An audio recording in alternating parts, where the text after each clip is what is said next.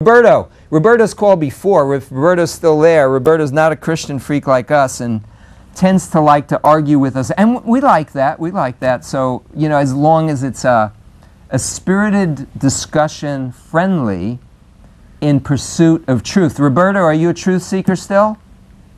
Absolutely. Okay, what did you want to share with us tonight?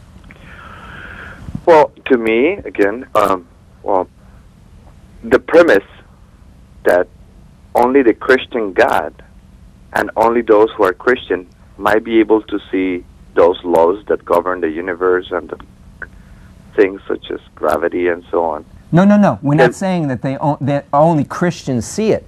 Muslims see it. You've argued on their behalf. Muslims, you know, see that there's a creator. Atheists see it? Well, he's not an atheist anymore. So it's not only Christians, it's others. Jews see it as well. So I didn't say that. Go ahead. So then the question becomes then, why would one religion and one way of looking at the building of the universe as a scientific sort of like question then would belong to one culture? And I'm wondering, hold on. Roberto, we've talked a lot, and you have a tendency to talk for a long time, and that's cool, but I want to show this film clip too. Let me answer that question briefly. It's because there's one God, and He's revealed Himself. He chose to reveal Himself in one place, and He talks about a spiritual war going on, and prophecy, 100% fulfillment of prophecy, proves that this Bible is the book that comes from God. It's, you know, Francis Collins' book, The Language of God on DNA. Well, this is a clearer language of God. He's given us the ability to speak. He's spoken to us, His language, His words in this book, proving it by 100% prophecy, and He's just done it that way. He could have done it through any type of religion that He wanted to call religion, and it's really not, Jay, we've talked about, it's really not religion, it's life. We're talking about truth. And throughout this book, He says He's the God of truth, truth, truth, truth, and all of life fits. Now, Roberto, you've asked that question many times. We'll go back to that question later.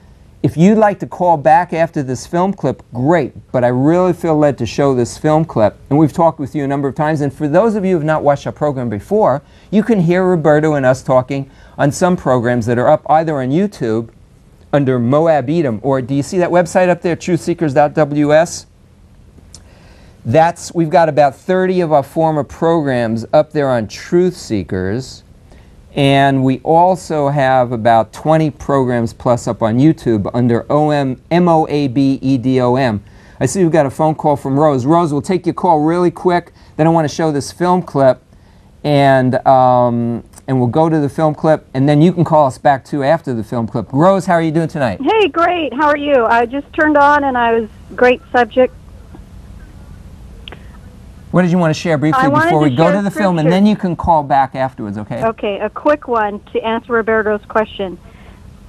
Let's see, God, after He spoke long ago to the fathers and the prophets in many portions and in many ways, in these last days has spoken to us in His Son, whom He appointed heir of all things, through whom He made the world. And He is the radiance of His glory and the exact representation of His nature, and upholds all things by the word of His power. And I'll leave it at there. Okay, we can talk to you later. And that was Hebrews 1, was it not, Rose?